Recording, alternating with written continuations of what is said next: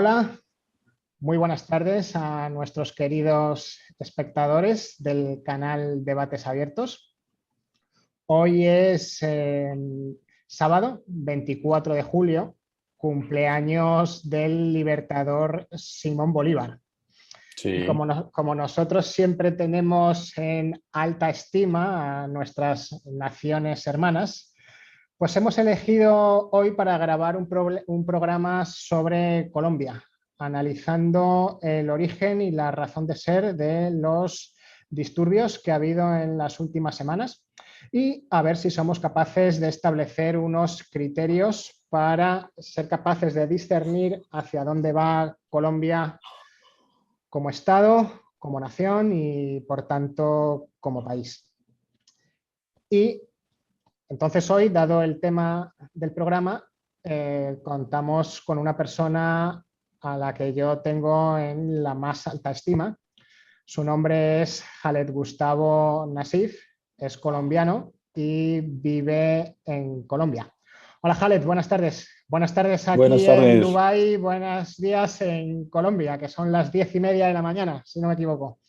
¿Cómo Sí, diez y estáis? media, Héctor. Muy bien, gracias. Gracias por invitarme a participar. He escuchado un poco de los programas previos de debates abiertos y muchas gracias porque podamos compartir ideas sobre lo que pasa en Colombia. Muchas gracias a ti por tu disposición a participar en nuestro programa. Nosotros cuando analizamos un país o cuando analizamos una determinada situación político-económica, siempre nos gusta hacer una retrospectiva histórica para ser capaces de entender por qué se producen ciertos hechos y una vez que entendemos el por qué, pues entendemos su motivación y podemos comprender hacia dónde se dirigen las distintas situaciones, ¿no? Entonces, queríamos empezar el programa de hoy analizando la estructura política de Colombia y su régimen político constitucional a grandes rasgos. Todos hemos oído en España hablar de los presidentes de Colombia, actualmente Iván Duque, anteriormente Santos, anteriormente Uribe, pero sí todos los países tienen un presidente, entonces vamos a dejar a Khaled que por favor nos explique cómo está organizado políticamente el país y se nos puede también hablar un poquito de las características de la nación colombiana, cómo se siente Colombia y cuál es la formación de la nación política colombiana, pues creo que es un buen comienzo para el programa. Así que, Khaled, todo tuyo, ¿cómo está organizado la estructura de Colombia? ¿Es unitaria? ¿Es federal? ¿Hay separación de poderes? ¿Hay elecciones? ¿Cómo se eligen las cosas? ¿Cómo funciona? Sí, mira, básicamente somos una república presidencialista con tres poderes independientes en teoría, aunque eso ha ido cambiando con el tiempo, cambiando en la medida en que se han ido extendiendo se han ido creando como alianzas entre un poder y otro, pero sí, legislativo, judicial, presidencial. Tenemos elecciones cada 4 años, eso somos una república centralista que ha tratado de todas maneras de promover, digamos, procesos internos de descentralización para que haya cierta autonomía de ejecución presupuestal en las regiones. Ajá. Tenemos elecciones también del Congreso cada 4 años. O sea, perdona, tenéis por un lado elecciones presidenciales y Sí, por otro elecciones al Parlamento separadas y sí, realizadas en distinto momento temporal. realizadas en distinto momento, 3 meses o 4 meses antes de las elecciones presidenciales de cada año. Y Uh-huh. en comparación con Estados Unidos, por ejemplo, las elecciones son plenas, o con Argentina, por decirlo, o sea, se renueva completamente las dos cámaras, la Cámara Alta, que se llama Cámara de Representantes, perdón, la Cámara Baja, que es la Cámara de Representantes, y la Cámara Alta, que es el Senado. Hay renovación completa, o todos se postulan, mejor dicho, y, y tenemos elecciones regionales cada 4 años también, pero esas elecciones por una particularidad colombiana, no están sincronizadas. Esas ocurren un año antes o un año después de las elecciones presidenciales. ¿Y cómo son las elecciones al Parlamento? ¿Se hace como en el Reino Unido, que cada distrito electoral elige solamente un diputado? ¿O es como en España, que en cada distrito electoral se eligen listas, se eligen varios diputados por cada distrito? Eso es fundamental. ¿Cómo lo hacéis? Sí, la Cámara Alta, el Senado, tiene representantes elegidos a nivel nacional. Se pueden postular con votaciones de cualquier parte del país. Y la Cámara Baja tiene representaciones regionales por unos cupos específicos. Nosotros tenemos aproximadamente, los llamamos departamentos más que provincias, y somos 32. Entonces, de esas 32 regiones tienen unos cupos determinados para la Cámara Baja. De esa manera se postula. ¿Y cuántos diputados hay en la Cámara Baja? Más o menos, si no sabes ahora el... Y no lo tengo preciso, pero en la Cámara Baja son aproximadamente 150, 160, la Cámara Alta alrededor de 100. Como sucede posiblemente en muchos países, pues ahora hay un debate de recortarlo, etcétera, para reducir el gasto público, etcétera, ¿no? Vale, entonces tenemos unas cámaras legislativas de listas de partido, no como en el Reino Unido, no hay distritos uninominales, por lo que nos acabas de contar, pero a diferencia con España, sí hay unas elecciones presidenciales aparte. Es decir, Sí, no es el Parlamento, no es el legislativo, entre comillas, el que elige al presidente, correcto. sino que el presidente es elegido por el pueblo. Vale. Por hacer una relación con la situación actual de Colombia, nosotros, eligiendo al presidente el legislativo, eso hace, como pasa actualmente, que el gobierno, para tener estabilidad, dependa de los partidos nacionalistas. Y eso ha llevado a situaciones de problemas nacionalistas en España. ¿Tenéis problemas nacionalistas en Colombia? ¿Hay No, alguna región?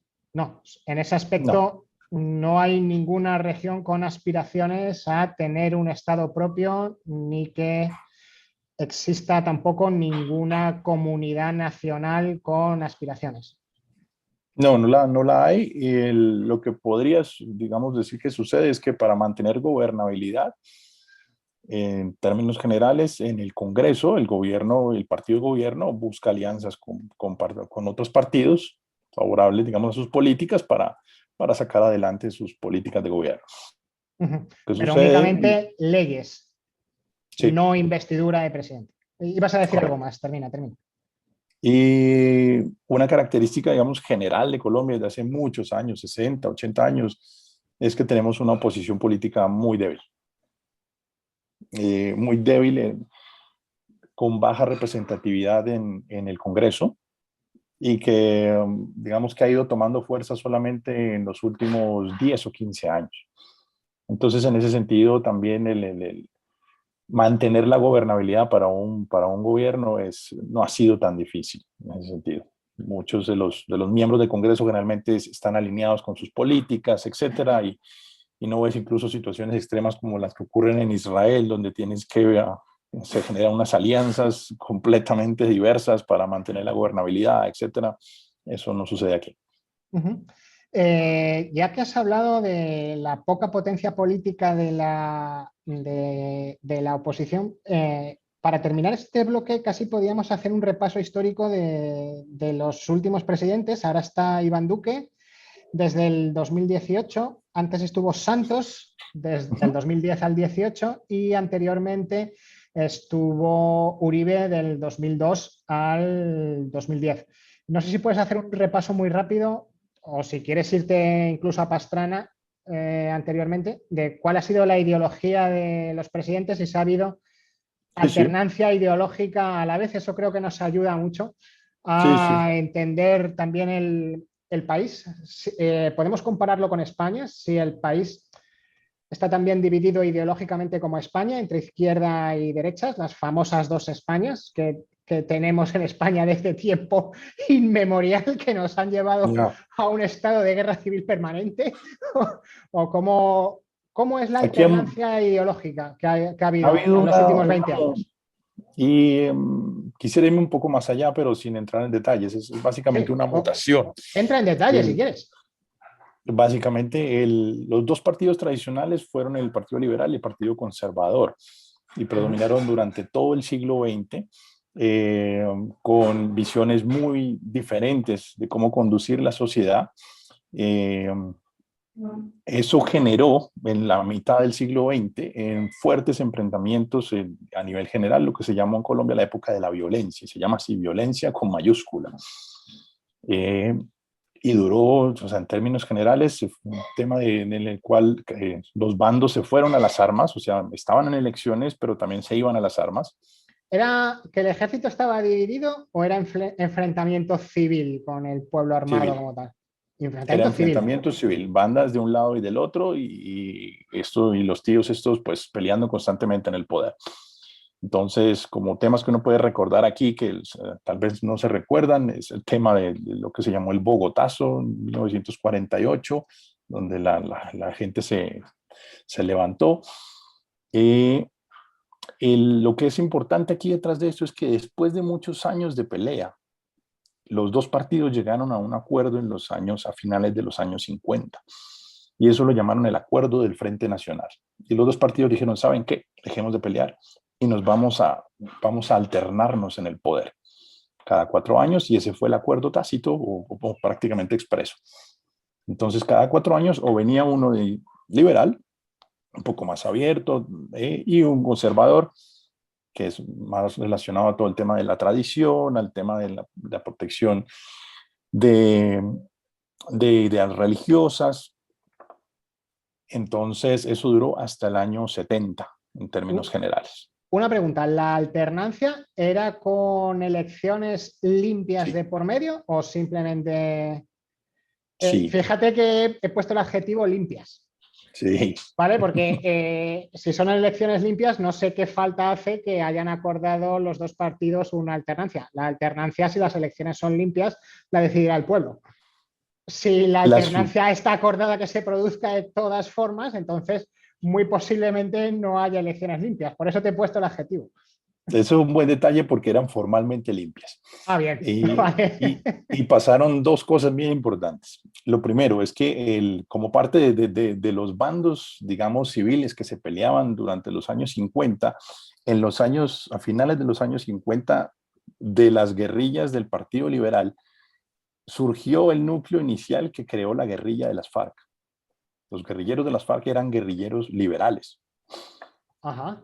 Y se fueron guerrilleros liberales que crecieron, digamos, se fortalecieron en las zonas apartadas del país. Entonces, ese es un primer detalle importante, no salieron de la nada. Ajá. Segundo detalle importante es que en medio de la alternancia, estas guerrillas siguieron. Y en los años 60 también, con toda la fuerza digamos, de las ideas de izquierda, toda la proyección y la influencia que generó el proceso cubano en Latinoamérica, surgió otra segunda guerrilla que hoy todavía está viva, que se llama el ELN, el Ejército de Liberación Nacional. Uh-huh. Pues surgen esos dos núcleos. Y el tercer detalle interesante es que en las elecciones de 1970, que era el cuarto periodo de alternancia, se presentó un candidato conservador, eh, pero a su vez se presentó un candidato independiente. Ese fue un pequeño detalle. En ese pequeño detalle es que se suponía que tenía que ganar el conservador, pero el candidato independiente en teoría ganó en 1970. Y eso ya en ese momento se paró el conteo. Hubo denuncias de fraude en 1970, y a pesar de esas denuncias de fraude, el candidato conservador quedó investido. Y el candidato independiente, que se llamaba Gustavo Rojas Pinilla, que era un ex militar, si queremos hacer eh, algún tipo de semejanzas con el proceso chavista, por decirlo de alguna manera. Bien. Eh, este ex militar que fue presidente antes de la alternancia, bueno, ganó, pero finalmente el establecimiento no lo reconoció, siguió el que tenía que quedar. Ok. Y a raíz de eso, 3 años después, surge otra nueva guerrilla en los años 70 en Colombia que se llamó el Movimiento 19 de Abril, que está relacionado, se llamó así 19 de Abril porque en el 19 de abril de 1970 fueron las elecciones con fraude. El movimiento surgió en el 73.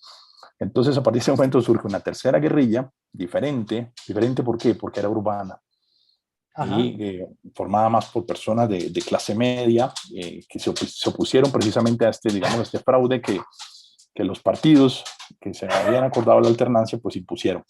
Eso es un tema interesante.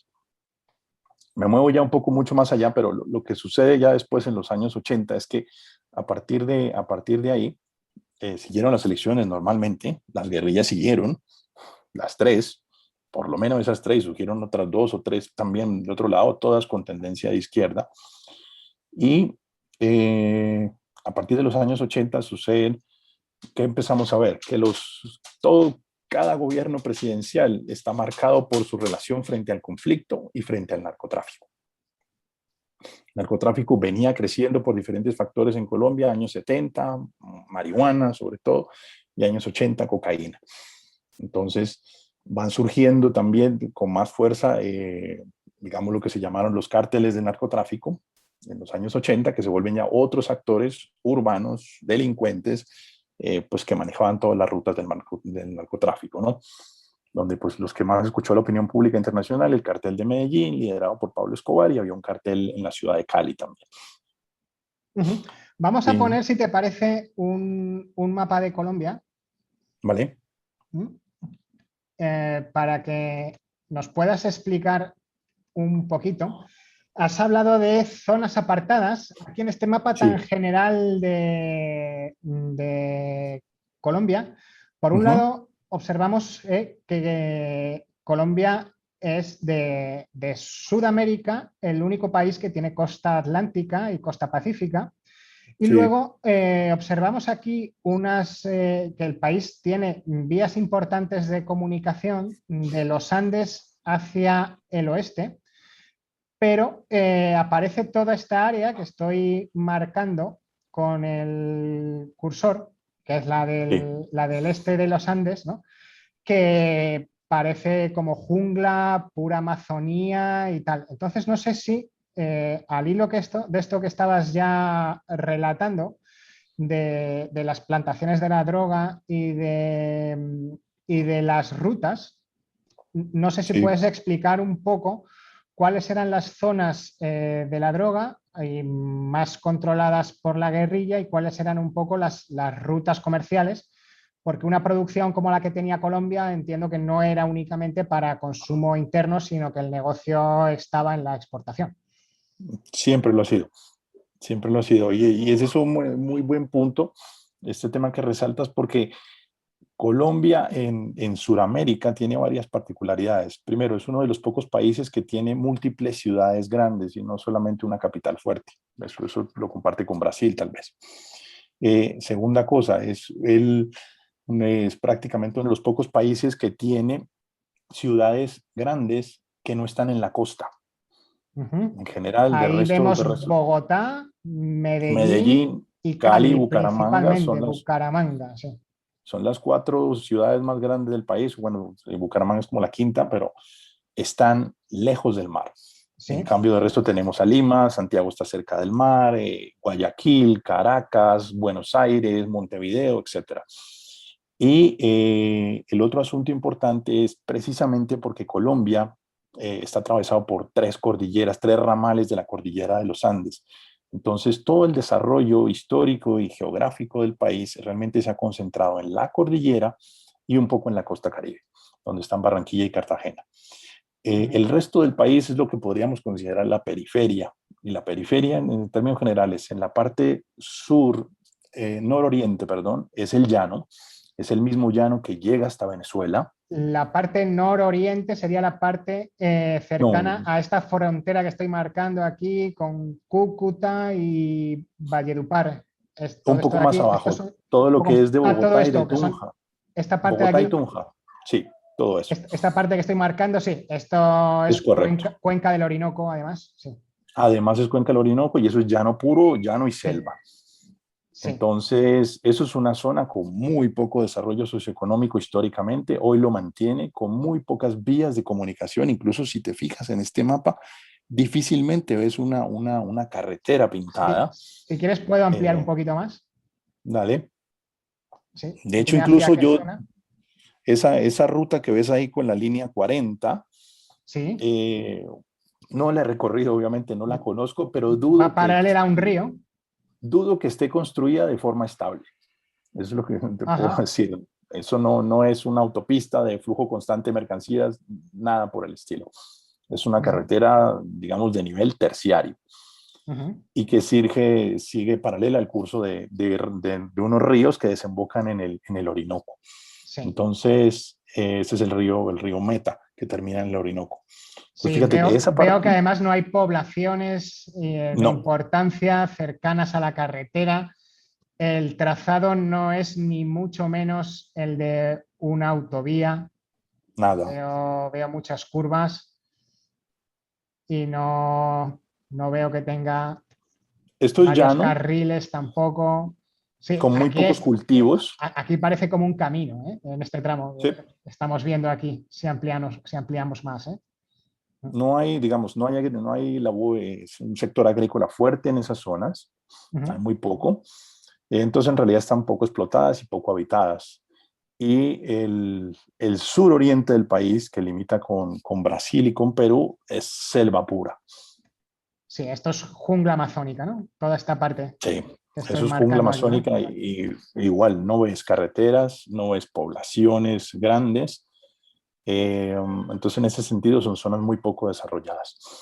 Esas son las zonas donde el Estado tiene una presencia muy débil a nivel de instituciones de todo tipo, a nivel de presencia militar, a nivel de control territorial, y son los sectores en donde, pues naturalmente, ha crecido el narcotráfico y han crecido las guerrillas, y se han fortalecido las guerrillas, las que son tradicionalmente rurales, ¿no? Las FARC y el ELN.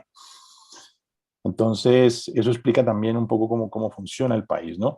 Y hoy sigue pasando lo mismo. Colombia, si no estoy mal, sigue siendo uno de los tres más grandes países con cultivos de cocaína en el mundo, sigue siéndolo. Y estos cultivos están básicamente en la periferia, frontera sur y frontera oriental. Eh, y el Pacífico también. Todo el sector, toda, digamos, la región Pacífico está poco desarrollada, con muy pocas poblaciones, muy pocas carreteras. Lo único que podemos resaltar de Colombia y el Pacífico es que tenemos un puerto que se llama Buenaventura, que sirve para importar una parte grande de lo que trae el país para la industria o Pero es para la verdad, economía. no hay ciudades importantes en No, la no costa las hay, pacífica. no la hay. Entonces son zonas con Increíble. bajo control estatal y mucha, digamos, bandas, dicho de alguna manera. Sí. Ujú. Entonces, volviendo un poco a cómo estábamos en la evolución histórica de esto, desde los años 80, lo que empezamos a ver es cómo cada gobierno está marcado por su posición y su manejo de las guerrillas y el narcotráfico. En los años 80 hubo primero unos intentos de acercamiento con las guerrillas, se rompieron a mediados de los 80, se rompieron, incluso pasó un tema muy triste que tal vez alguien lo recuerda, que fue lo que se llamó la toma del Palacio de Justicia.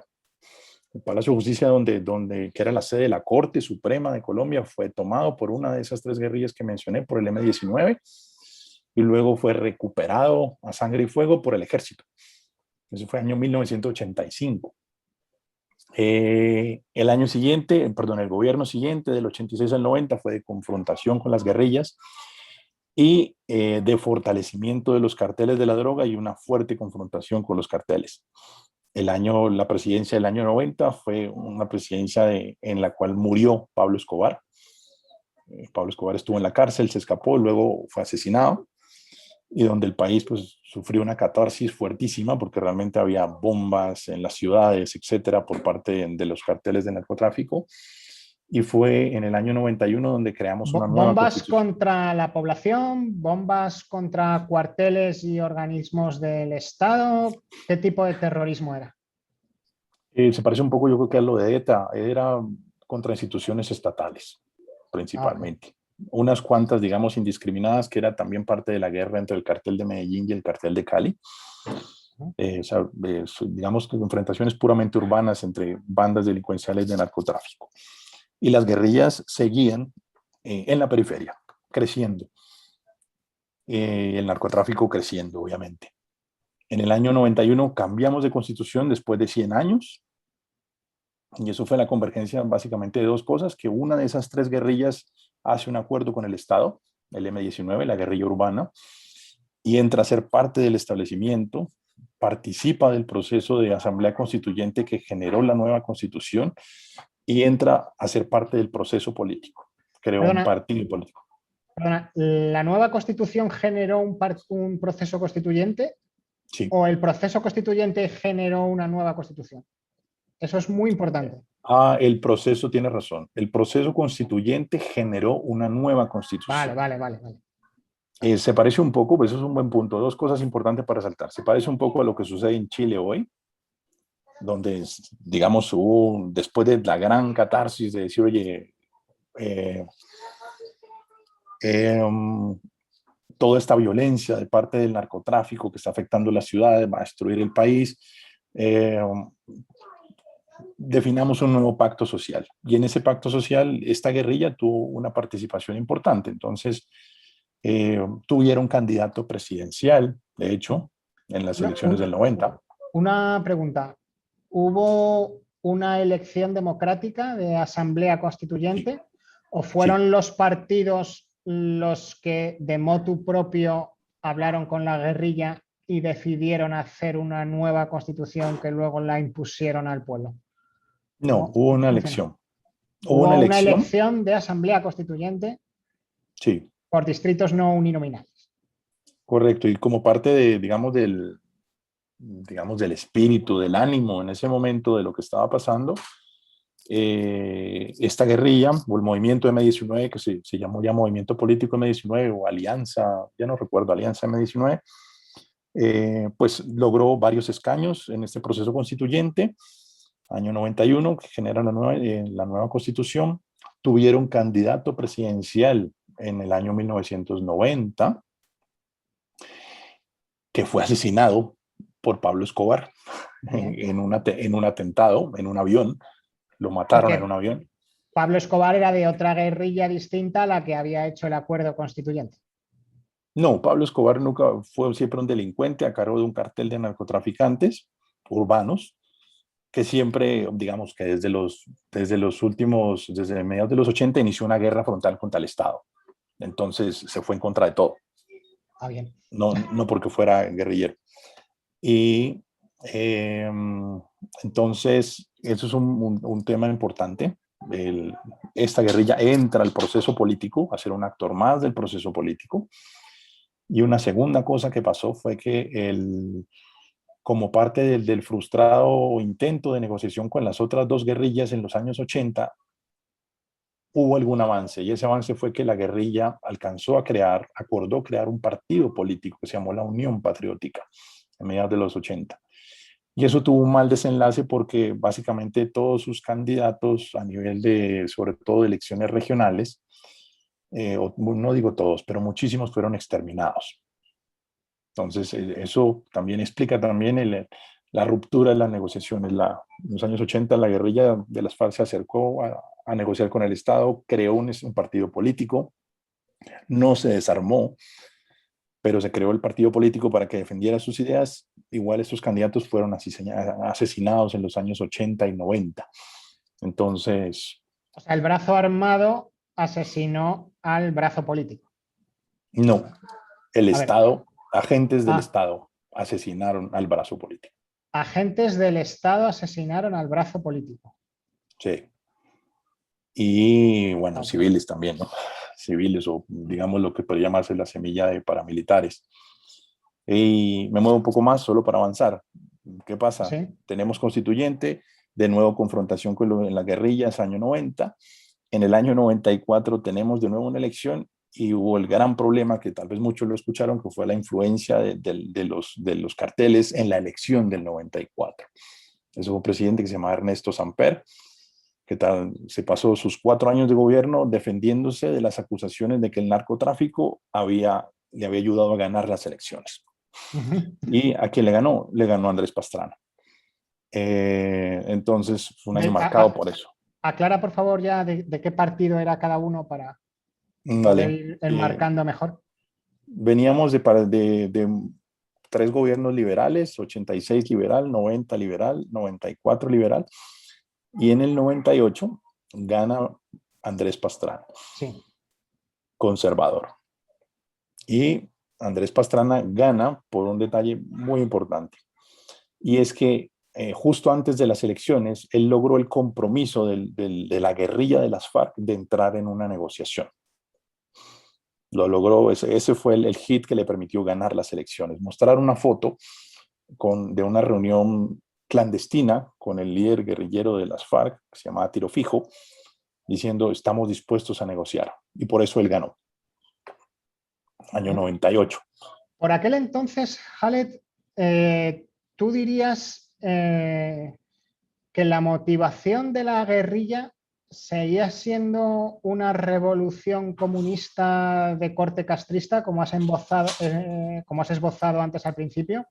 Que has dicho que el origen de la guerrilla era de origen castrista por influencia de la Revolución Cubana, ¿o era ya un motivo puramente económico de narcotráfico y la guerrilla era la revolución comunista era ya por aquel entonces simplemente una justificación de marketing?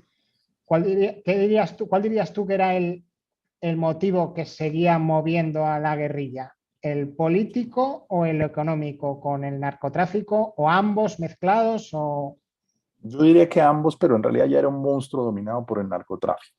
Ajá. Porque finalmente, digamos que eran de alguna forma los aliados ocultos del narcotráfico, de los carteles que sacaban la droga, porque al estar ellos en la periferia controlaban las zonas de cultivos. Entonces, eran eso. Y la otra guerrilla que quedaba, el Ejército de Liberación Nacional, que todavía hoy existe y está activa, e incluso muchos la mencionan como un actor importante en las últimas protestas de estos meses. El Ejército de Liberación Nacional fue una guerrilla entre urbana y rural que se concentró sobre todo en atacar las instalaciones mineras y petroleras. Entonces, digamos, parte de su ideario, si lo queremos decir de alguna manera, ha sido el tema de la autonomía sobre el control de los recursos naturales para el país. Y entonces la guerrilla era eso básicamente, y como muy disociada, esas dos guerrillas, la guerrilla de las FARC y la guerrilla del ELN, muy disociadas de un país que estaba cambiando, de un país que se volvió cada vez más urbano, más moderno, con crecimiento de la clase media, años 90, la década de los 2000.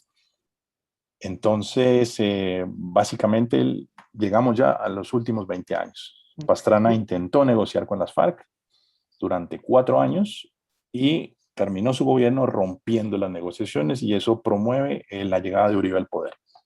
Y una pregunta, Khaled, antes de continuar.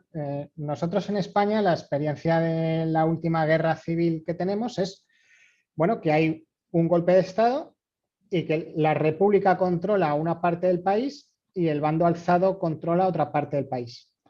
El golpe fracasa en Madrid, fracasa en Valencia, fracasa en Barcelona, fracasa en el País Vasco, y eso es lo que origina la guerra civil, que es una guerra de pura conquista de territorio. ¿Por qué? Al haber un enfrentamiento armado en Colombia, los territorios controlados se enquistan y no hay una conquista de territorio real ni para un lado ni para otro. La guerra civil española termina cuando uno de los dos bandos conquista todo el territorio. Ya está, ahí se acabó. El último parte de guerra han alcanzado las tropas nacionales sus últimos objetivos militares. La guerra ha terminado, Burgos, 1 de abril de 1939, año de la victoria, bla, bla, bla. ¿Por qué eso no sucede en Colombia? ¿Por qué el Estado no intenta conquistar toda esa parte de jungla y la costa pacífica? ¿Y por qué la guerrilla tampoco se extiende? Hombre, entiendo que la guerrilla no se extiende porque ellos tienen ahí su negocio y mientras ellos están con su negocio y lo puedan defender a tiros, pues todos contentos. Pero ¿por qué el Estado colombiano no hace una acción de conquista para terminar controlando esos territorios? Porque hubiese sido una salvajada y hubiese sido un exterminio que no se hubiese entendido en alguna facción política del país o por la opinión pública internacional, o porque no se tenía capacidad militar para una operación tan enorme. La pregunta es, ¿por qué se enquista el conflicto y no va ni para un lado ni para otro? Yo creo que primero... Un conflicto armado, porque un conflicto político, vale, se enquista, pero un conflicto armado ya gana el más fuerte. ¿Qué pasaba? ¿Que ninguno era el más fuerte? Sí, hay diferentes visiones sobre eso, pero algunos dicen que primero, pues no es un conflicto, nunca fue un conflicto convencional, de territorios específicos en manos de bandos específicos. Yo creo que segundo, el Estado nunca ha sido lo suficientemente fuerte a nivel institucional y tampoco a nivel militar. Eso empezó a cambiar, eso es un punto importante, cuando Pastrana rompe las negociaciones en el año 2002. Es un año en el cual nace lo que se llama el Plan Colombia, que fue la definición de un paquete gigantesco de ayuda económica y militar de Estados Unidos para el ejército y el Estado colombiano para cambiar el balance del conflicto. Entonces, Pastrana, a su vez que estaba negociando, duró 4 años o 3 años negociando. Antes, él rompió con las negociaciones como un año antes de terminar su gobierno. Él le da plena fuerza a lo que se llama el Plan Colombia. Entonces, empieza el fortalecimiento, digamos, operacional y militar del ejército colombiano, más no necesariamente del Estado. El presidente americano era George W. Bush, por aquel entonces. Sí, pero eso lo empezó Bill Clinton en su segunda presidencia, en 98, 99. Porque fue más un tema de acuerdo interpartidista en Estados Unidos por parte del Congreso. Entonces, ahí cambia de signo la confrontación, ¿no? Entonces, en la presidencia de Pastrana lo que sucede mucho es que se hace evidente, digamos, una división ya de las visiones del país, dicho de alguna manera, un país urbano que había crecido y madurado, que fue, digamos, como parte de eso, el establecimiento inició una negociación con una guerrilla rural, pero fortalecida, que incluso en esa época estaba ya amenazando con acercarse a las ciudades, donde hacían cortes fuertes en carreteras principales, etcétera, y donde además se les entregó durante la negociación se les entregó el control de lo que se llama una zona de concentración. No recuerdo el área, 30.000 kilómetros cuadrados. Se les dijo, mire, durante la negociación ustedes van a estar concentrados en esta zona y ahí vamos a negociar. Todo eso molestó mucho a la opinión pública, el tema del secuestro además, porque tenían prácticas muy fuertes de secuestro y de extorsión. Entonces todo eso cambió el balance de la opinión pública y gana Uribe en el año 2002. En el año 2002 gana Uribe y pues realmente su mandato es, ahora sí, vamos a acabar con las guerrillas. Tengo el respaldo de la opinión pública. Rechazamos por completo el secuestro. O sea, estos son unos delincuentes y unos bandoleros que quieren acabar con el país y vamos a con todo contra ellos.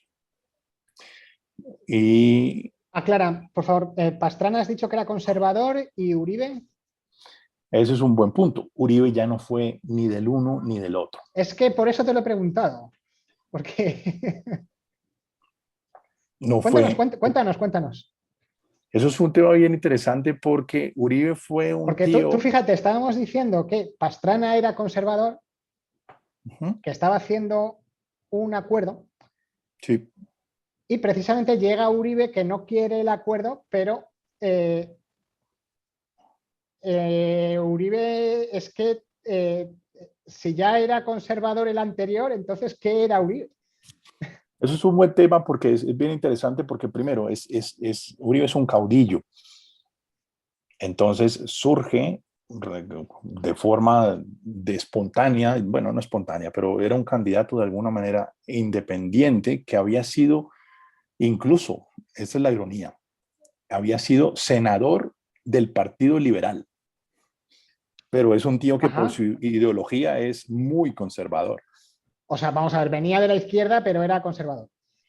No venía de la izquierda, venía del Partido Liberal. El Partido Liberal era un poco de progresista, pero nunca fue de izquierda. Ok, vale. Eh, porque como te decía, la oposición en Colombia sí ha sido de izquierda, pero siempre ha sido muy débil. Y fue un tío que fue gobernador de Antioquia, una de las, digamos, de los departamentos, provincias más grandes de Colombia, donde está Medellín. Él es de Medellín. Eh, Fue funcionario público también en varios periodos. Uno de los cargos que tuvo es importante, fue alcalde de Medellín también. Es importante decirlo. Él fue director de la Aeronáutica Civil, que es, digamos, la Ujú. autoridad aérea colombiana, la que controla los cielos y las vainas, y joder. Sí, como ¿Por qué es AENA importante? en España, vaya. Exacto, ¿por qué es importante? Porque el narcotráfico, buena parte de los escándalos de narcotráfico surgen a raíz de aviones cargados de cocaína y que buena parte del narcotráfico también florece en Colombia es porque hay muy débil control del espacio aéreo. Entonces, Ujú. pistas clandestinas donde cargan avionetas con cocaína, etcétera. Bueno, Uribe tiene un pasado oculto, dicho de alguna manera, muchos de sus detractores se lo echan en cara, y es que cuando él fue director del Aerocivil, años 80, él fue muy laxo coincide, dicho de alguna manera, con periodos en los cuales florecieron los vuelos de avionetas cargadas de narcotráfico que salían de Colombia, Centroamérica, a México, a Estados Unidos. Eso es parte de lo que usan los detractores de Uribe en contra de él. Y lo otro es que él fue gobernador de Antioquia y en año 94 al 98 más o menos, él hizo un experimento regional que le autorizaron a hacer que se llamó crear bandas, no, ¿cómo se llamaban? Se llamaban los grupos convivir, que eran grupos de civiles armados, apoyados por el Estado, por el ejército, para contener a la guerrilla en ciertas zonas. Él hizo ese experimento. O sea, el Estado armó al pueblo contra la guerrilla. Permitió que grupos civiles se armaran, supervisados por el ejército, para contener la guerrilla en ciertas zonas. Muy bien. Él hizo ese experimento. En teoría, ese experimento, no conozco detalles, pero en teoría en Antioquia funcionó. O sea, contuvo a la guerrilla. Entonces, este es un tío que en las elecciones del 2002, en las encuestas era el quinto, yo creo. Pero en la medida en que digamos, se polarizó tanto la opinión pública por el fracaso de todo el gobierno de Pastrana en la negociación, fue un tío que fue subiendo y eclipsó a todos por completo. Entonces, en el 2002 arrasa las elecciones. Eh, ya ni recuerdo el nombre de quién partido se presentó, pero finalmente lo que sucedió es que él gana las elecciones y crea un partido propio, y se llama el Partido de la U, llamó el Partido de la Unión. Con U de Uribe. Claro, que era con U de Uribe, pero lo llamaban el Partido de la Unión. Y la clase política, dicho de alguna manera, los congresistas colombianos, que tradicionalmente eran o liberales o conservadores, muchos de ellos migraron al partido de la U durante el gobierno de Uribe. Eran tíos que ya venían en el Congreso con otros partidos y migraron. Aquí cabe aclarar que en Colombia se permite la reelección al Congreso, ¿no? Y eso es un tema endémico y es un problema en Colombia. Son tíos que se quedan 20 años en el Congreso. Y bueno, entonces de ahí surge Uribe. como en España. Ese es el problema de tener listas de partido, Sí, que no es el problema que hay en el Reino Unido. En el Reino Unido, como solo se elige un diputado por distrito, no hay listas. El diputado sabe que estará en el cargo 4 o 8 años, pero luego tendrá que recuperar su lugar en la sociedad civil. Y eso hace que en el Reino Unido no se desarrolle la casta política que sí se desarrolla en España y que tú estás diciendo que sí se desarrolla sí, en Colombia, por sí, el tema de las listas de partidos, ¿sí? Que impiden la representación. sí, es cierto. Ahora No, fíjate, continúa, continúa. qué sucede aquí? Entonces, Uribe es un candidato muy, poco, muy peculiar en el sentido, primero es un caudillo, segundo, se pegó de la causa, defendía la causa que realmente respaldaba a la mayoría de la población en ese momento. Tercero, es un tío con un olfato político increíble. Cuarto, es muy buen comunicador, es tremendo comunicador, se conecta muy bien con la gente, sabe comunicar muy bien. Eh, y incluso la imagen que él crea, que él refleja de alguna manera es el gran padre de familia, trabajador, creyente, muy del campo, a pesar de ser un tío de Medellín, es un tío muy unido al campo, a la tradición, y que enarbola mucho el tema de la lealtad a la patria. Su primera cosa. Segundo, que es un tío que es, bueno, segundo no, ya como quinto punto, es un micromanager.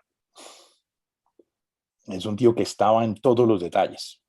Uh -huh. Entonces era un tema de que la gente finalmente lo valoró mucho. O sea, este es un tío que está, coño, no para de trabajar este tío. Está todo el tiempo, era un poco como Chávez, como Correa, que está todo el tiempo hablando con la gente, todo el tiempo reunido con la gente, ordenándole a un ministro a diestra y siniestra, a sus ministros hagan esto, hagan lo otro, etc. Entonces, eso le funcionó muy bien. Y el otro tema es que esto coincide con, no sé si lo voy a decir mal, pero buena parte del gobierno de él coincide con el boom de las materias primas a nivel mundial. Entonces, eso le permitió tener también una amplitud presupuestal, tener buen recurso, buen flujo de dinero de carbón, de petróleo, porque igual Colombia es una economía que todavía depende mucho de eso. Uh -huh. El boom de las materias primas se produce allá por el 2008 más o menos. Sí, ¿Verdad? 2007, Dura 2008, sí. desde ahí hasta 2014, Correcto. que lo sufrimos, pero bien. Es correcto, es correcto. A él le favoreció en la parte final de su mandato eso. ¿Qué pasa en ese momento? Cosas y, digamos, empieza uno a ver los matices de lo que está sucediendo ya hoy. Una cosa importante, en paralelo con el crecimiento de la guerrilla en los años 90, creció lo que se llamó el movimiento paramilitar. O sea, que es bandas armadas financiadas por civiles que controlan zonas específicas del país, sacando a la guerrilla, y en muchos casos con el apoyo o la hipocresía o el silencio del ejército. Entonces, para ese momento, años 90 y el gobierno Uribe, los paramilitares eran otro monstruo ya gigante. Era un monstruo fuera de control, con, no sé, 30, 40 mil civiles armados. Pero estos paramilitares eran los civiles que había armado el Estado anteriormente, o eran una que has comentado, o eran una organización nueva. Era una mezcla de todo. Era una mezcla Joder. de civiles, una organización nueva que surgió también en zonas donde también se aprovecharon del narcotráfico para financiarse, eh, civiles armados en zonas donde, digamos, ya con cansancio de la guerrilla. Eh, entonces, se volvieron muy fuertes. ¿En qué sentido se volvieron muy fuertes? Ellos en los años 2000 se regodeaban, lo decían públicamente, de que habían influido en la elección de por lo menos el 30% del Congreso colombiano. En el año, si no estoy mal, en el año 2002. O sea, el Congreso que llegó con Uribe, ellos lo decían de frente, ellos ayudaron a elegirlo. y Uribe promueve una ley de, lo que llamó la Ley de Justicia y Paz en el año 2005, que es una ley de reincorporación de los paramilitares a la vida civil. No para la guerrilla, porque con la guerrilla estaba en plena confrontación abierta. Entonces decía, bueno, aquí el Estado debe mantener el monopolio de la fuerza, señores paramilitares, vamos a crear unas condiciones para que ustedes confiesen algunas cosas, se sometan a unos años de cárcel, entreguen algunos bienes y vuelvan a la vida civil. Esa ley de justicia y paz tuvo un resultado moderado, realmente, o sea, en cuanto a resarcimiento, en cuanto a verdad y reparación. Y en el año 2008, sorpresivamente, Uribe extradita a casi todos los líderes paramilitares que se habían entregado, los mandó para Estados Unidos. Eso fue un tema abrupto también porque estos tíos tenían que confesar una tonelada de cosas. A quién habían matado, quiénes eran sus cómplices, qué políticos actuaban con ellos, quiénes los financiaban, qué empresarios los financiaban, qué políticos los financiaban, qué mandos militares eran sus ayudantes o sus cómplices. Muy poco de eso se supo. Y esos tíos se fueron del país. Pero ¿y por qué los extradita Uribe? O sea, los extradita pero con el objetivo de que sean juzgados en Estados Unidos. La pregunta es, en teoría sí, por narcotráfico. ¿tenían delitos pendientes eso, por narcotráfico en Estados Unidos? Y eso fue en cierto modo un incumplimiento del pacto que Uribe había hecho con ellos.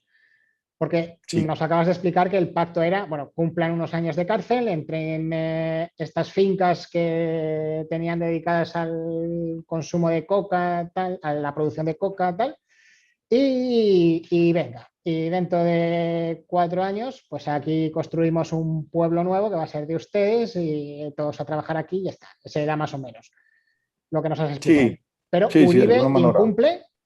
incumple y dicen, oiga, ustedes tienen cuentas pendientes en Estados Unidos, Sí, así que de lo dicho nada, así sí. que os voy a entregar a todos. ¿Y el Sí. motivo de hacer eso? ¿Financiación americana? Y no se sabe, muchos dicen Tiene que haber una causa para eso. muchos dicen que pudo haber sido el silencio.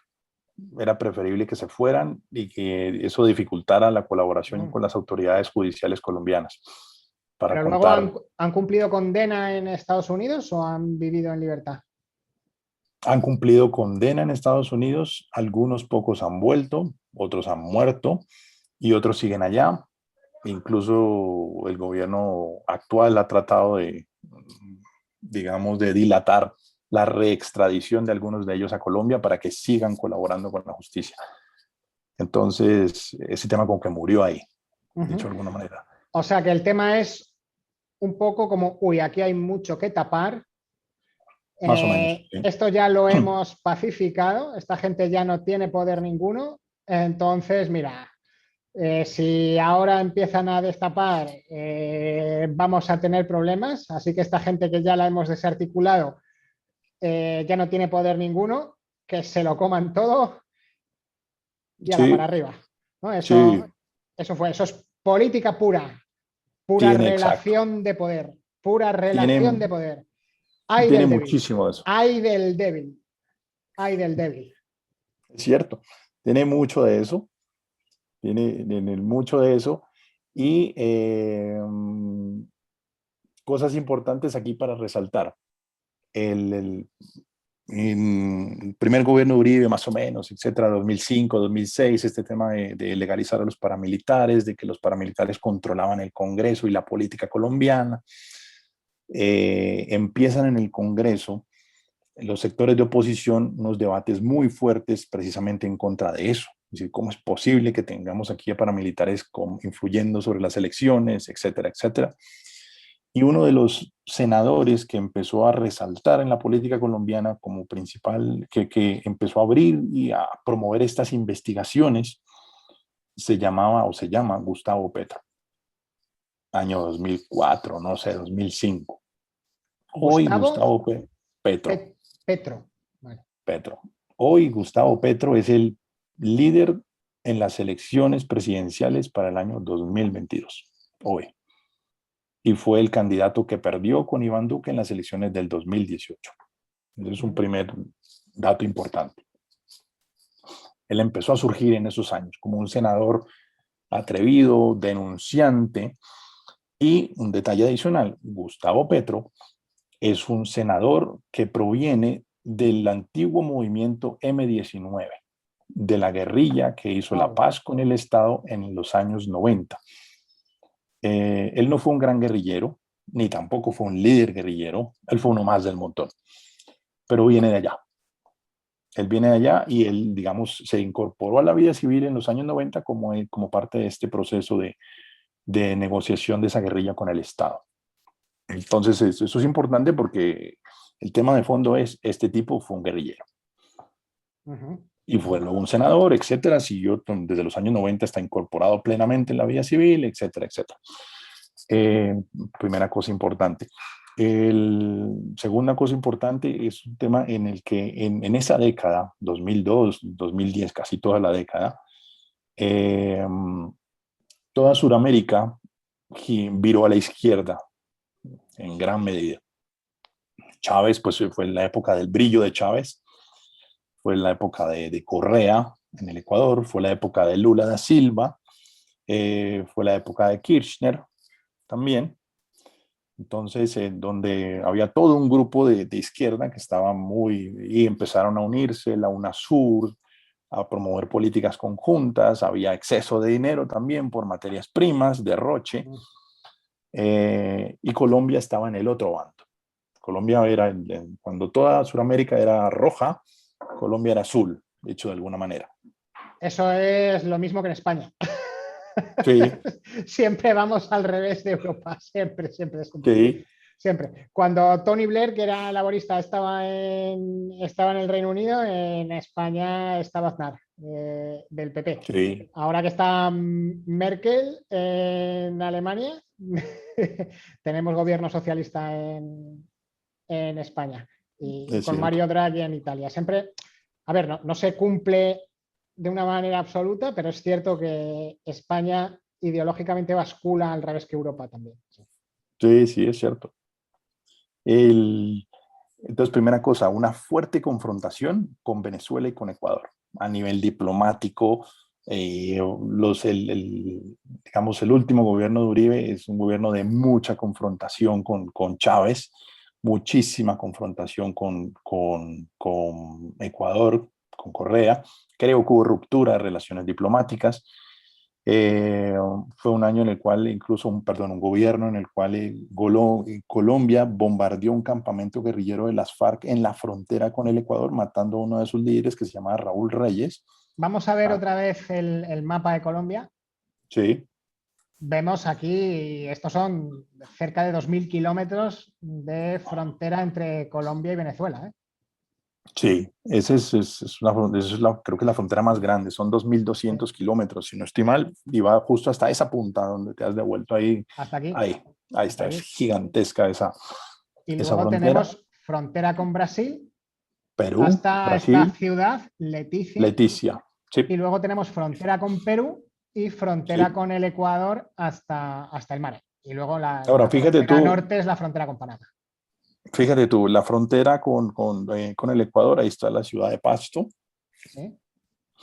Y a pocos kilómetros de Pasto, 100 kilómetros al sur de Pasto, dentro del territorio ecuatoriano, ocurrió el bombardeo en la selva ecuatoriana de este líder guerrillero, que se llamaba Raúl Reyes. Por ahí donde dice E10, justo ahí donde ese cartel que dice Ibarra, ves Ibarra y un poco más a la izquierda. Sí, aquí veo Ibarra, sí. Más arriba, E10. Ibarra. Elies, ¿dónde? Izquierda. Espera que amplíe un poco más. Aquí busca tenemos Ibarra Ibarra, sí. Luego vete al occidente de Ibarra. Al occidente de Ibarra, Cotachi, sí. Apuela. Y acércate a la frontera colombiana. Y ahora me voy para arriba. Sí, un poco más allá, un poquito más allá. Esa zona, eso es selva pura. Primero, es selva pura. Segundo, ahí mataron a Raúl Reyes. Tercero, está lleno de cocaína. Todavía está llena de cocaína del lado colombiano y un poquito en el lado ecuatoriano, pero del lado colombiano está repleto de cocaína. Entonces, Colombia ordenó de forma unilateral un bombardeo contra un campamento guerrillero en territorio ecuatoriano. Mató a Raúl Reyes con ayuda de los norteamericanos, con inteligencia norteamericana, etc. Y bueno, eso jodió las relaciones con el Ecuador varios años. Bien, claro. Y entonces, fuerte confrontación de Uribe con sus dos vecinos principales. Un tema importante para resaltar también, hasta antes de ese momento, Venezuela era uno de los principales compradores colombianos. Le compraba muchísimo a la industria colombiana.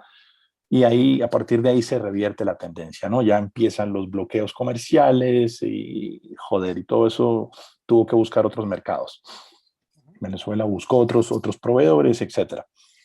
Y el otro tema que es notorio también es, bueno, fue el fuerte confrontación con la guerrilla. La guerrilla igual no se debilitó, o sea, sufrieron golpes muy duros, pero también ellos dieron golpes muy fuertes, dos golpes muy notorios a nivel de opinión pública. Secuestraron a un grupo de diputados regionales en la ciudad de Cali en el año 2002. Los tuvieron secuestrados en la selva 5 años y aparecieron muertos en el año 2007.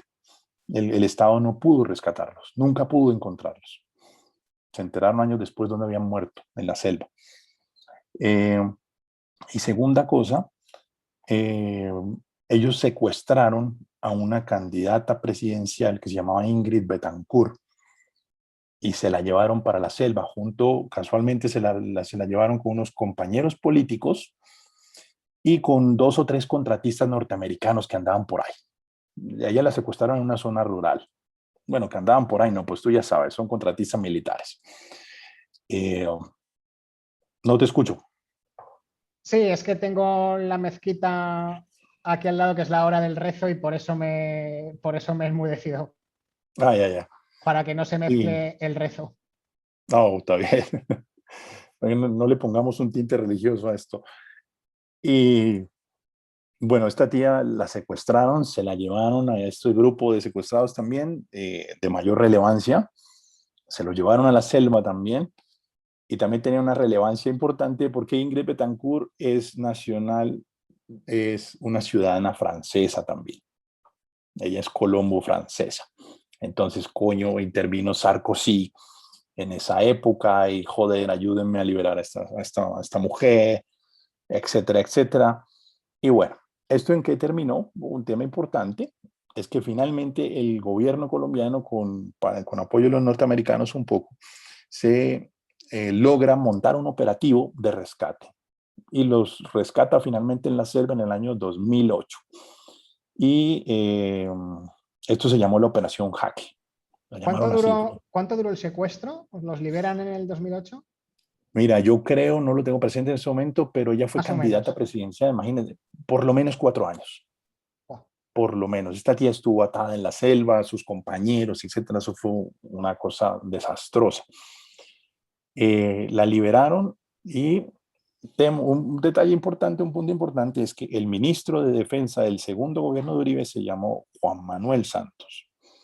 Juan Manuel Santos fue el líder de la Operación Jaque, de ese gran triunfo militar, y fue, digamos, y fue el líder también de buena parte de toda esa época de fortalecimiento del ejército colombiano.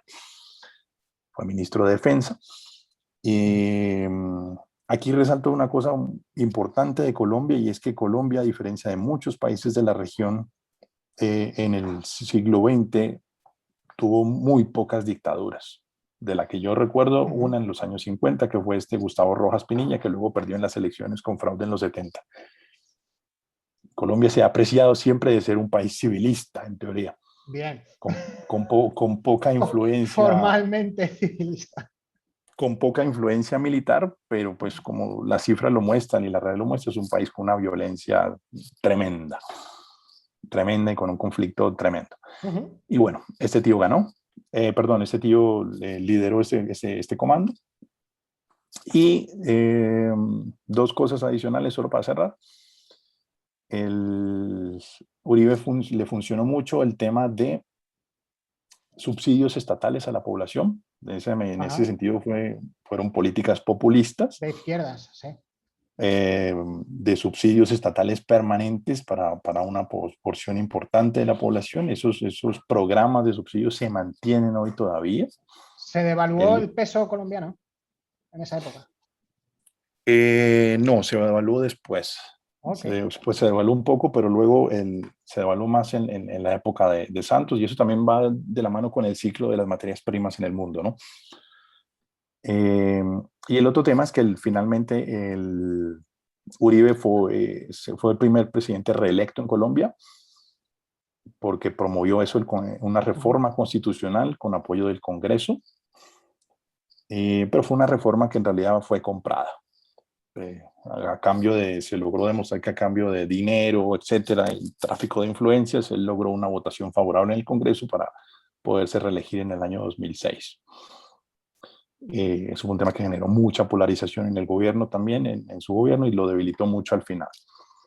Y tuvo una gran cantidad también de paros nacionales. Uribe también tuvo paros nacionales de sectores de transportadores, de sectores campesinos, y pues no obviamente de la magnitud de ahora, pero sí ocurrieron. Y ya me muevo un poco más.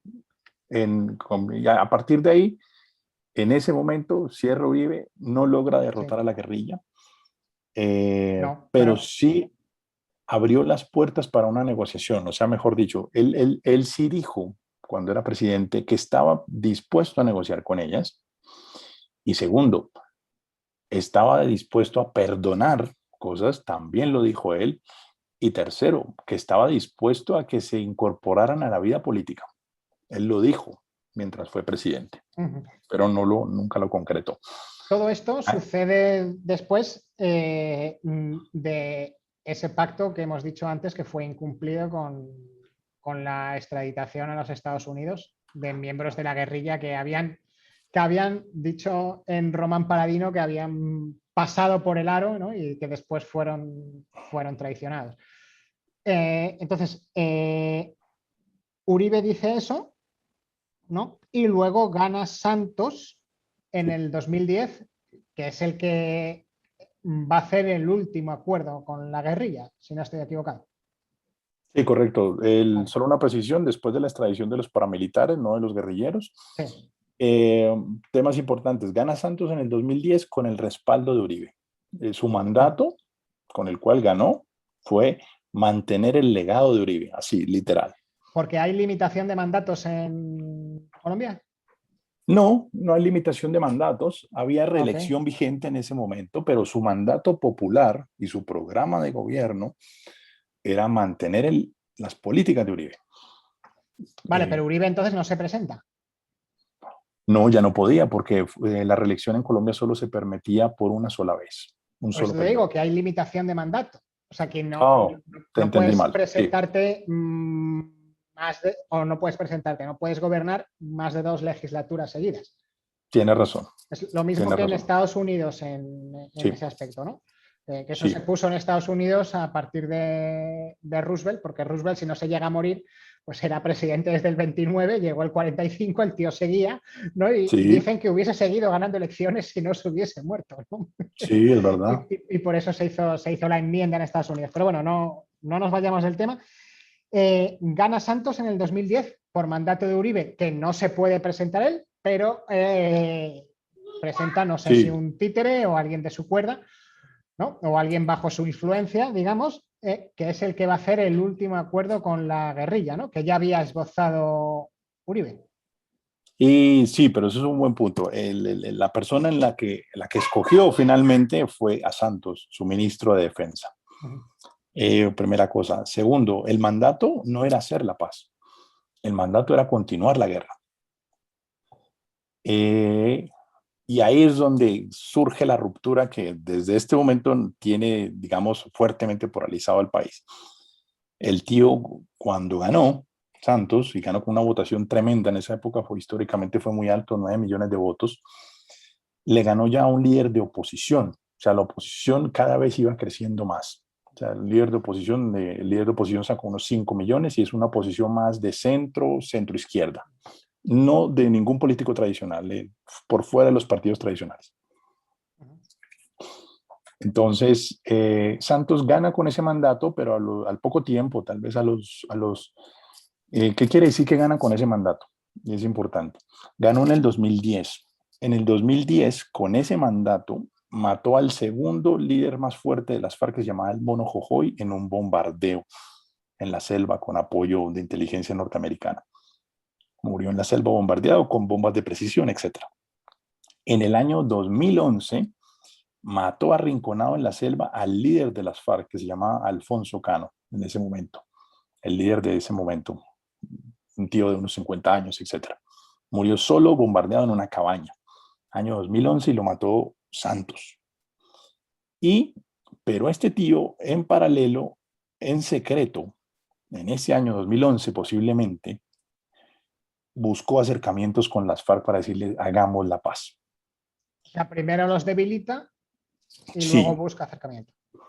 No, incluso según lo han dicho, ellos acordaron que a pesar que antes de matar a estos tíos, o antes de matar por lo menos al líder, ya estaban negociando. Y acordaron que pasara lo que pasara, iban a mantener la negociación, muriera quien muriera. O sea, aunque yo te mate a ti, tú Sí, vas a seguir negociando conmigo. Vale, bien.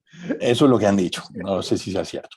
Y cuando este tío, y una segunda cosa que hizo Santos en secreto fue acercarse a Chávez. Porque él se dio cuenta que realmente Chávez era un factor importante para empujar a la guerrilla a negociar, porque tenía mucha afinidad ideológica, porque Chávez les había prestado algún tipo de apoyo hipócrita en la frontera, los dejaba pasar, los tíos se paseaban por Caracas, Para etcétera. situarlo un poquito más en el tiempo, hemos dicho que Santos gana en el 2010. Ahora comentas Sí, que se acerca a Chávez, se acerca ya a la última época de Chávez, porque recordemos, sí, Chávez muere en el 2013 y muere después de un tratamiento que ya no estaba en condiciones de gobernar, o sea que estamos, por situarlo en el tiempo, estamos hablando del año 2011, sí, 2012 como muy tarde, correcto. ya incluso con Chávez enfermo. Sí, incluso yo creo que no estaba enfermo todavía, esto fue por ahí en el año 2011, Bien. porque eso fue un viraje, entonces eso, ahí ya prácticamente se rompieron fuertemente las relaciones entre Santos y Uribe, porque este tío, de una de las primeras cosas que hace es, dice, yo necesito hablar con Chávez y hacer las paces con Chávez, lo cita a una reunión en Cartagena, se abrazan, dicen que son los mejores amigos, coño, eso ya jodió, empezó a joder las relaciones con Uribe. Segunda cosa que hace el tío, ya dice de frente, por ahí en el año 2012, después de matar a Alfonso Cano, perdón, dice, voy a iniciar un proceso de paz con estos guerrilleros. Entonces Uribe se enfurece, eh, dice que pasa a la oposición, dice que va a crear un nuevo partido político, que este tío, mejor dicho, es un traidor. Y otra cosa que hace Santos es que promueve en el Congreso otra reforma constitucional para acabar la reelección. Y dice, yo seré el último presidente con la opción de reelegirse por un mandato. Y Ajá. nadie más podrá hacerlo en el futuro. Porque incluso pues quería cerrarle la puerta a Uribe, que se inventara de nuevo otra reforma posterior. Entonces, Santos todavía goza, digamos, de la bonanza de las materias primas en su primer mandato, un Sí. gobierno con dinero, con petróleo alto, eh, entonces con mucho gasto público, se gastó mucho, el país se endeudó mucho, gastó mucho el Estado, incluso entonces parte de la bandera de Uribe de oposición a decir este tío es un corrupto, derrochador, compró a todo el Congreso para que lo apoyaran en este proceso de paz, etcétera. Y Santos logró el apoyo del Congreso mayoritario. Y además la oposición que igual eh, era afín a un acuerdo negociado con la guerrilla, también lo respaldó. Entonces, finalmente la oposición pasó a ser ahora la de Uribe, con un partido pequeño, minoritario, de derecha, centro derecha. Y hace un acuerdo con las FARC, con Inicia. Timoshenko principalmente. Ese fue el nuevo líder, se llama Timoshenko, y no, él inicia la negociación y tiene que presentarse en el 2014 a reelección. O se presenta, bueno, vienen las elecciones y se presenta él como candidato. Y su mandato, su propuesta de gobierno es la paz. O sea, si me eliges a mí, yo voy a terminar este acuerdo de paz con las FARC. Y Uribe plantea un candidato de oposición que fue su rival en las elecciones, se llama Óscar Iván Zuluaga, y Santos le ganó.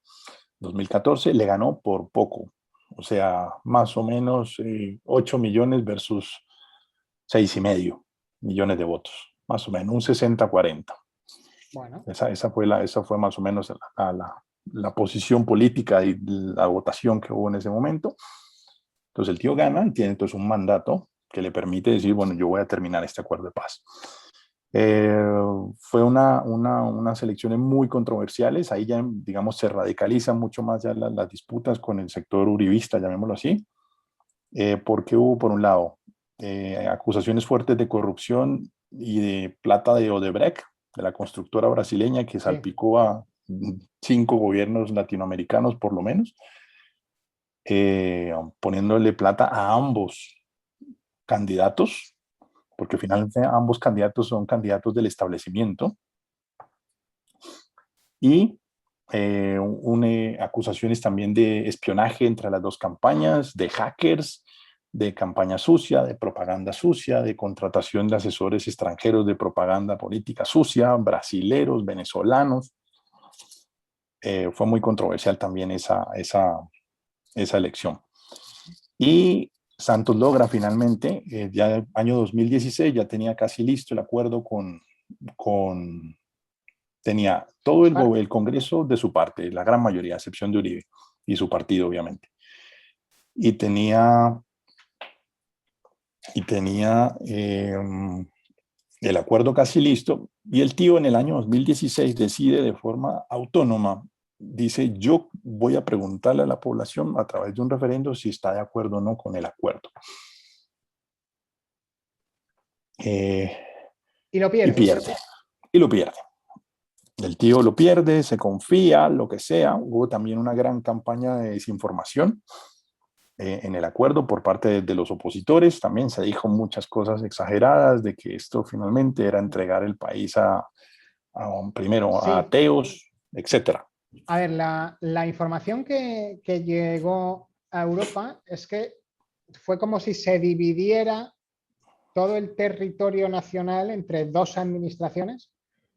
Una iba a seguir siendo el Estado colombiano propiamente dicha, pero se creaba como otra organización pseudoestatal que iba a estar bajo el control de lo que antes era la guerrilla con Timoshenko. O sea, lo que llegó a Europa era, la información me refiero, para que se legitimaba realmente el uso de la fuerza por parte de la guerrilla. O sea, sí, no nos vamos a pegar entre nosotros, pero tú vas a tener el monopolio legal del uso de la fuerza en esta parte del territorio, mientras que en la otra parte lo voy a conservar yo. Esa fue la información que nos llegó a Europa. Por eso el análisis que hicimos fue, eso no puede durar, esos son dos administraciones estatales dentro de un mismo país y eso va a acabar en guerra entre ambas administraciones. Ese fue el análisis preliminar que nosotros hicimos. Ahora bien, tú estás aquí para confirmarnos, primero, si esa información que llegó a Europa es real y para contarnos también la realidad de qué pasó después. No, pues fíjate tú. Después sabemos que el acuerdo, o sea, que el acuerdo fue rechazado en referéndum. Entonces, Santos hizo unos pequeños cambios, pero el acuerdo en sus partes fundamentales permanecía lo mismo y ya esa nueva versión del acuerdo ya no la sometió a referéndum, sino que la impuso sin el referéndum. Eso fue lo que llegó a Europa, la información. ¿Fue así? ¿No fue así? No, no fue tan así, fíjate tú. Un tema interesante aquí. Primero es que el Santos es un tío, es un político de vieja data. Es un tío que fue funcionario estatal por lo menos desde los años 80. O sea, es un tío que fue ministro de diferentes presidentes. Un tío muy curtido en la política y luego terminó siendo ministro de Defensa de Uribe, pero él había sido ministro de Gobierno, o sea, ministro de la Política, había sido ministro de Hacienda. Un tío muy astuto. Un tío muy astuto, incluso tiene fama de jugador de póker. Bien. De que tú sabes que le gusta blofear y todo eso. Y que nunca nadie lo entendía. O sea, qué estaba pensando este tipo. Primera cosa. Segundo, su apellido Santos, él es hijo o nieto, él es nieto de presidente. O sea, su abuelo fue presidente en los años 30 en el país. Su padre fue el fundador y su tío fueron los fundadores del principal periódico de Colombia en los últimos 100 años, que se llama El Tiempo. Sí. Es un diario de corriente liberal. O sea, es un tío del establecimiento. Total. En la política, en los medios, en la economía, joder. O sea, es un apellido de larga data en Colombia. De hecho, su primo, Francisco Santos, fue vicepresidente de Uribe. Y fue el último embajador de Colombia en Washington hasta hace un mes. Entonces, bueno, con eso te digo buena parte de su historia y su alcurnia, pues si lo quieres llamar así. Alcurnia política. Alcurnia política, claro. Joder, bueno, nada, solamente política. Entonces, este es un tío del establecimiento que dice, posiblemente como lo ha dicho, y logró mucho apoyo internacional por eso, para su proceso de paz, donde dijo, tío, es mejor para el país, es mejor para la economía, unificar el control de la fuerza por parte del Estado, hacer la paz con esta gente. Obviamente eso nos va a costar y nos vamos a tener que tragar un montón de sapos, si lo quieres llamar, y un montón de cosas que no deseamos como sociedad. Pero con el país bajo control y pacificado, el país debe prosperar mucho más. Debemos aumentar y lograr finalmente la presencia estatal en todo el país, desarrollar esas zonas que nunca han sido desarrolladas, promover la minería en esas zonas, promover la agricultura extensiva en esas zonas, promover inversión extranjera en todo ese territorio, saliendo de estos tíos. Agricultura extensiva en zonas de jungla. Correcto. Vale. Sí, sí, esa es la idea, promover el desarrollo. Bueno, o sea, esa es la idea. O sea, vale, la vale. idea es sí, no, autopistas, la idea es la que es. O sea, sí. Un poco como en Brasil y en Argentina, y soja, y joder, y café, y miles de hectáreas, y dale. Inversión internacional. Entonces el tío fue muy pragmático en ese sentido. Dijo, es mejor tenerlos por fuera del juego y darles algo y que este país crezca. Esa fue su visión. ¿Y qué acordó con ellos? De alguna manera. Les dijo, mire, vamos a crear un sistema de justicia transicional. Ese es el gran dolor realmente, ¿no? Donde te vamos a perdonar un montón de cosas. Va a haber verdad y reparación. Debería haber castigo, o sea, algún tipo de pena alternativa, no necesariamente de cárcel. Debería haber resarcimiento a las víctimas, debería haber compensación económica, no control territorial, para nada, eso nunca se negoció. Lo que a ellos se les entregó y se acordó por reforma constitucional apoyada por el Congreso de forma mayoritaria, independientemente del referéndum, él lo sometió al Congreso, tenía que someterlo, fue una reforma de la representación en el Congreso y les entregó a estos tíos unas curules en la Cámara Alta. ¿Qué son las curules? Aclara el concepto, por favor. Bueno, ¿qué le llamamos curules? Unos asientos, el derecho a unos espacios en la Cámara Alta. En este momento lo olvido de memoria, pero creo que es por 3 o 4 periodos, o sea, entre 12 y 16 años. ¿Esos escaños pertenecen a algún correcto. Territorio en particular? No. ¿O están ahí porque están ahí y tienen su derecho de voto y ya está? Los introdujo, como son de la Cámara Alta, no corresponden a ningún territorio específico porque la Cámara Alta es de elección nacional.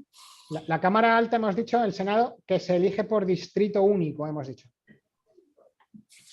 No, eso Eso lo hemos se elige. explicado al principio, si no estoy mal, ¿no? Esa se elige a nivel nacional. La Cámara Baja se elige por territorio. Vale, por eso se elige por distrito único el Senado. Solo hay una bueno, circunscripción electoral. Eso sí, es tiene razón. lo que llamáis Senado. Que el Sí. Senado precisamente es todo lo contrario, pero eso es lo que llamáis Sí. Senado. Solamente hay una circunscripción y los escaños se reparten de manera proporcional al número total de votos. Así Tienes se razón. eligen. No se trata de que tengas razón, pregunto si te lo he entendido bien. Es así como se elige la Cámara que llamáis Senado. Correcto. Y es la Cámara Alta. El Senado está, tú fíjate el tremendo error, un Senado es una Cámara que debe ser exclusiva para federaciones y en ellas cada territorio tiene el mismo número de escaños independientemente de la población y de la extensión que tenga. Por eso en el Senado de Estados Unidos, ahí sí se justifica la existencia de un Senado, cada estado tiene 2 senadores, ya sea Massachusetts, un estado pequeño, o ya sea Texas, un estado grande, ya sea Nueva York, con un montón de millones de habitantes, o ya sea Montana, que aquello está vacío. Todos tienen, esa es la razón de ser de una cámara de representación territorial donde todos los territorios están representados igual por el hecho de ser territorios. Sí. Y esa es la razón, y la federación de territorios es la razón de ser de la existencia de una cámara de ese tipo que se llama Senado. Pues fíjate tú que Otra así cosa es lo que funcionan. tenéis ahí en Colombia o lo que tenemos en España, ¿no? Que ni tiene razón de ser, ni está justificado, ni nada, pero eso es otro programa. Vale. Pero solamente Así funciona como la nuestra audiencia Cámara de Baja. este programa es selecta en contenidos políticos, quería aclarar el concepto para que vieran la barbaridad. O sea, realmente tenéis 2 parlamentos, uno elegido por distrito único completo y otro elegido también por listas de partido, pero más dividido. Sí, eso sí. Entonces, me encanta. En esta Cámara Alta del Distrito Único Nacional, los antiguos líderes de la guerrilla, que crearon un partido político, que ahora se llama el Partido de los Comunes, tienen unos escaños. Van a tener el derecho a unos escaños por 3 o 4 legislaturas, entre 12 y 16 años. No lo tengo presente en este momento. Hemos dicho en el Senado, en lo que llamáis Senado. Sí. Vale. Sí. Y además de eso, como parte del acuerdo, se decidió crear unos escaños para representantes de las víctimas del conflicto. ¡Qué locura! Una locura, pero lo que es más loco además es que esos escaños no están funcionando, porque entraron en un debate, en una demanda, etcétera, coño. Pero es que ¿a quién representan esos escaños? A las víctimas. Pero si es que eso no tiene ningún sentido de representación, vaya. Imagínate unos tú. A las víctimas y otros a la guerrilla. No, nosotros éramos guerrilla y qué bueno, locura. Imagínate. O sea, esa gente no tiene que presentarse nunca a unas elecciones, ni siquiera, sino que tiene su escaño por el hecho de ser quien son. Correcto. Vale, correcto. luego me diréis que estáis en contra de la monarquía y que sois una república. Vale, bien. Ese es el poder, digamos, la representatividad política, no representatividad, el poder político que se les otorgó en el acuerdo. Ajá, sí. No control territorial, ni tampoco manejo de un presupuesto, ni sino tampoco un derecho de voto en el Parlamento. Exacto, esa vaina. Que hace parte del acuerdo, que es una reforma constitucional aprobada por el Congreso, a pesar de un voto negativo en un referendo. Fíjate la representación que hay en el Congreso cuando aprueba una cosa que ha sido rechazada explícitamente en el referéndum. Bueno, eso es otra historia. Sí. Eso es otra historia. Y ¿Qué se acordó? Que el gobierno, el Estado tenía que adelantar unas políticas de, por un lado, desarrollo, lo que llamamos el desarrollo agrario, o sea, de todo el sector primario de la economía que está concentrado en las zonas de periferia, de fortalecer la presencia estatal y la inversión pública en salud, en educación, en seguridad, en esas zonas más con mayor debilidad estatal. Tercero, se creó un sistema de justicia transicional y se creó una corte especial para juzgar ese tipo de crímenes, que es lo que se llama la Jurisdicción Especial para la Paz. Nosotros la llamamos la JEP. Y es el sistema al cual se pueden, esto es importante, el sistema al cual se pueden presentar guerrilleros o actores del Estado o civiles o políticos que hayan participado en el conflicto armado, a cambio de verdad, reparación y algún tipo de pena alternativa. Entonces, por ejemplo, exmilitares se han presentado a esta corte y en este momento están iniciando juzgamiento. Por ejemplo, los guerrilleros, estos líderes guerrilleros que tienen un escaño en el Senado, tienen que presentarse a esta corte y empezar su proceso de confesión, etcétera, hasta que sean condenados con algún tipo de pena alternativa. Políticos han intentado presentarse, porque aquí como hay de todo, ¿no? Como te he dicho, hay políticos financiados por narcotraficantes, hay políticos financiados por paramilitares. Bueno, pues hay tíos que también han dicho, coño, como este país es un desastre y todo es el mismo conflicto, yo quiero presentarme a esta jurisdicción. Entonces, así funciona, digamos, esta jurisdicción. Obviamente, los sectores que no están de acuerdo con el acuerdo, pues la detestan. Entonces, ese es el acuerdo, finalmente, pero un detalle importante, entonces una promesa del Estado de decir, yo voy a hacer todo esto, voy a hacer un gran gasto, inversión pública, pero lo hace cuando ya este es un Estado que no tiene dinero. 2014 caen las materias primas, entramos en crisis fiscal, el Estado empieza a quedarse sin dinero, hubo una reforma tributaria en el año 2014, si no estoy mal, la tuvo que hacer Santos, hubo otra en el año 2016, la volvió a hacer Santos, cuando llegó Duque en el 2018 tuvo que hacer otra, ¿sí me entiendes? Un Estado prometiendo un montón de dinero que nunca iba a tener, además. Entonces, así termina Santos finalmente su gobierno y llegamos a unas elecciones del año 2018 que siguen en esa polarización, a lo mismo, donde en el 2018 entonces el candidato de Uribe, Iván Duque, viene con un mandato de decir, aquí vamos a acomodar los acuerdos de paz, vamos a ajustarlos, porque no se respetó el mandato del pueblo. Primera cosa. Y segundo, mi opositor se llama Gustavo Petro. Es un tío que es guerrillero, ex guerrillero, de izquierda, fiel seguidor de Hugo Chávez. Y si este tío gana, vamos al abismo. Entonces, realmente ese fue realmente el gran motivo de la elección. O nos vamos al abismo con este tío, pues ese es un tema finalmente de pasiones, ¿no? Sí. Y de emociones, y es esto.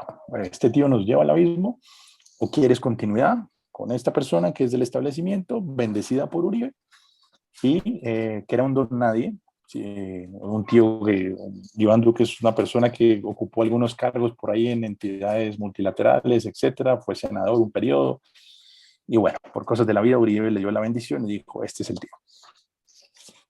Y, perdón, y un detalle, ¿por qué escogió a este y no al candidato anterior que perdió con Santos? Porque el otro tío, Oscar Iván, terminó investigado por todos los escándalos de la elección en la cual hubo propaganda negra, financiamiento de Brecht, hackers, etcétera. Entonces el tío quedó como inhabilitado.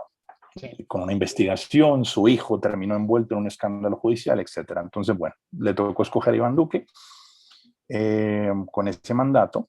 Entonces, el mandato de él es mantener el desarrollo, la inversión extranjera, una economía neoliberal y reformar el acuerdo mal hecho. y evitar que Colombia caiga en el abismo, básicamente. ¿En el abismo de qué? Pues del desastre de mirarnos en el espejo, decir, mirar al vecino y mire lo que está diciendo Maduro con Venezuela, que la ha acabado por completo. Si escogen a este tipo Petro, pues este tipo va a acabar con el país. Y bueno, ganó Iván Duque, ganó por 10 millones de votos, la votación más alta en la historia de Colombia, y Gustavo Petro obtuvo 8 millones de votos, tampoco fueron pocos. Y Sí, votó todo el mundo, por lo que veo. votó, y hubo una porción importante de la oposición, pero que es de centro, que se declaró en blanco. Se abstuvo, y votaron, dijeron que en el fondo preferían votar en blanco. Esa oposición que ha venido creciendo, que está por fuera de los partidos tradicionales, y bueno. ¿Votaron en blanco o se abstuvieron? Formalmente dijeron que votaban en blanco, y fue un poco de ambas cosas, porque en Colombia la abstención es alta, es históricamente alta. Ajá. ¿Cuál es la población de Colombia, más o menos? Total. No, ya no te digo Estamos el cercanos, censo, pero el censo electoral, pero la población total. 50 millones. 50 millones. Vale, y votan unos 20. Imagínate tú, ahí está. De un censo de unos 35. Posiblemente. Más o menos por ahí irá la cosa. Sí. Sí. Tenemos una abstención del 50 fácilmente, más o menos. Okay. Y bueno, esto es lo que tenemos. Entonces viene con un tío, este es un candidato con poco liderazgo político, con poca trayectoria y experiencia política, que recibe este gobierno en el 2018, también con crisis de materias primas, bajos precios, devaluación de la moneda fuerte, con dificultad en el gasto público, con limitaciones de presupuesto. Y en términos generales es un tío que entonces empezó su mandato 2018 tratando de reformar los acuerdos. Entonces trató de reformarlos yéndose en contra de una reforma constitucional. Y el asunto es que no pudo, finalmente. O sea, pero en eso perdió el primer año de su gobierno, fácilmente. Promoviendo que los... Y entonces, pues tú sabes cómo es la ley, ¿no? Diciendo que está mal esto o está mal lo otro, etcétera, etcétera. Y finalmente perdió. Entonces su primer año y su primera bandera fue perdida.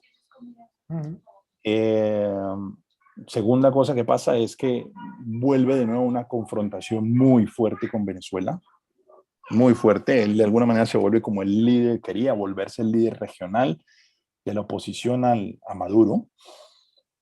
Organizó entonces el Grupo de Lima, que es digamos una alianza de diferentes países, donde están los chilenos, están los peruanos, etcétera, obviamente los norteamericanos, para tratar de sacar a Maduro del poder. Un apoyo directo y expreso a la oposición venezolana, a Guaidó, a Leopoldo López, etcétera. Mucha afinidad con ellos. Eso es un asunto en el cual, digamos, concentró su política exterior en eso, y es un asunto que hasta el momento pues no tiene resultados significativos. Es un tema en el cual se la jugó de frente, y además con un gobierno de Trump, en el cual él finalmente trató de ser más cercano a Trump, y eso tampoco le funcionó. Y a cambio de eso... Trump no le hizo ni caso, ¿no? O sea, no. Trump, aparte de buenas palabras, no hizo nada ni con Venezuela, ni con Cuba, ni con Nicaragua. No le interesó a Trump. Yo creo que no le interesaba América Latina, finalmente. Sí. Y ya está, que lo resuelvan ellos. Sí. Y lo que sí tuvo que lidiar Iván Duque fue toda la migración venezolana masiva. Sí. Yo no sé, tal vez sean 2, 3 millones de venezolanos de extremo a extremo del país que han llegado. Y lo otro que ha tenido que manejar este tío, entonces finalmente es que tenemos un crecimiento del narcotráfico, crecimiento del narcotráfico. O sea, mejor dicho, el tipo siempre dijo que Santos, a raíz del acuerdo, había sido un alcahueta y favorecedor del narcotráfico, y lo dejó proliferar de nuevo al negociar con las FARC. Pues bueno, este tío no lo ha contenido. Esto sigue creciendo por coñazos. Pero a ver, entonces tenemos todavía el acuerdo que hizo Santos con las FARC, ¿sigue en vigor? Sí, ¿No? siguen vivos Con sus instituciones. con esas personas sentadas en el Senado. Sí. Vale. Y por otro lado tenemos un resurgimiento del narcotráfico, pero ya no por parte de una organización dirigida por las personas que están sentadas en el Senado, ¿o sí? No, entonces, ¿qué tenemos?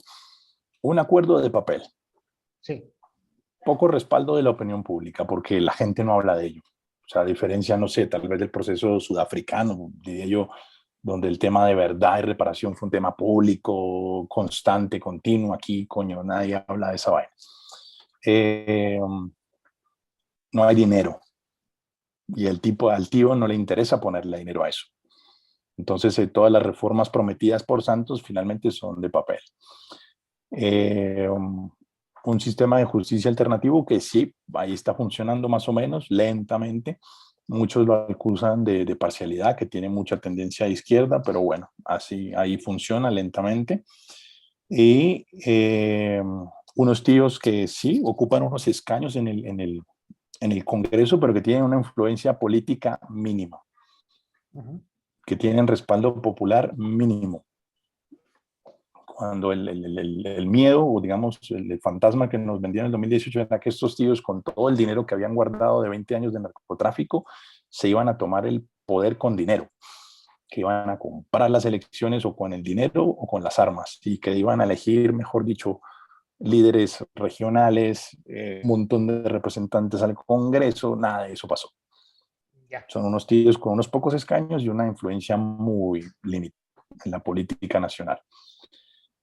Y, y, y un montón de bandas de narcotraficantes en toda la periferia, donde el Estado no ejerce el control, donde sigue siendo débil institucionalmente. Y estos actores, ¿quiénes son? Son bandas criminales de cualquier ideología, tíos que no se acogieron al proceso del acuerdo de paz de las FARC, o sea, que son disidentes, exguerrilleros disidentes, una porción minoritaria, pero ahí están.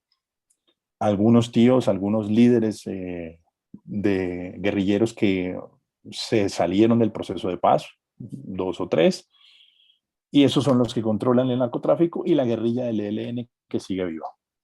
O sea, si no te he entendido mal, ahora tenemos un narcotráfico, pero más atomizado Sí, desde el punto de vista organizacional, ¿no? sí, Y por muy tanto, atómico. más fácilmente atacable, porque está Y dividido.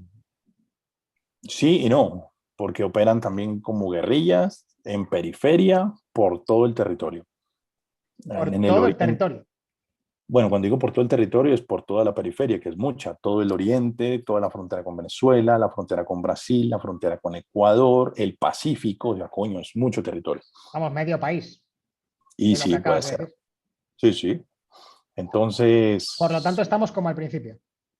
y pues claro, entonces de alguna Bien. manera, este es un tío del cual Uribe dice en este momento, verga, conmigo con todo respeto, este tío tenía que defender y mantener la seguridad del país y ¿cómo se llama? El monopolio de la fuerza. No lo ha logrado. Sí. Lo que yo hice en mis 10 años se perdió. Con este tío no lo tengo. El narcotráfico no está bajo control. Y además, siempre fueron, digamos, las principales banderas de Uribe, ¿cierto? Un Estado fuerte, robusto y que controla el territorio. Eso no lo tenemos. Entonces, y además, pues fue creciendo. Entonces aquí venimos a hoy, a cómo estamos, digamos, hoy. Desde el año 2019, antes de la pandemia, toda esta población urbana con un montón de, digamos, de descontentos por temas de desempleo, desigualdad. Colombia es uno de los países más desiguales del mundo y de América Latina, junto con Brasil. Empezaron marchas urbanas. Ya habían ocurrido también con Santos, con Uribe, pero empezaron también de nuevo con más fuerza con Duque. En el 2019 un paro nacional tremendo en noviembre, Fue un paro muy duro también, porque hubo grandes movilizaciones urbanas en muchas ciudades, primera cosa. Y segunda cosa es que hubo ya vandalismo importante en las ciudades. Y tercera cosa que fue grave es el tema de todo el caos de las redes sociales. O sea, de todo el pánico y todo el tema de fake news detrás de eso en las redes sociales. Entonces, fake news de que había vándalos entrándose a las casas y de que te van a violar en tu casa y nos van a robar y escóndete. Y entonces vecinos con palas y combates preparados en su casa esperando un fantasma que nunca llegó, de vándalos que iban a llegar, etcétera. Fue durísimo porque incluso fue como un fin de 2019 medio amargo, porque fue la sensación de que cómo iba a ser la Navidad del 2019. Ajá, o sea que tenemos ya una situación de gran inestabilidad política justo y civil, justo antes de la pandemia, Sí. ¿verdad? Vale. Y en esto llega la pandemia. Y en esto, claro. Y todos a casa. Correcto. Colombia, todos a casa. Marzo 2020, cierre total del país, fronteras.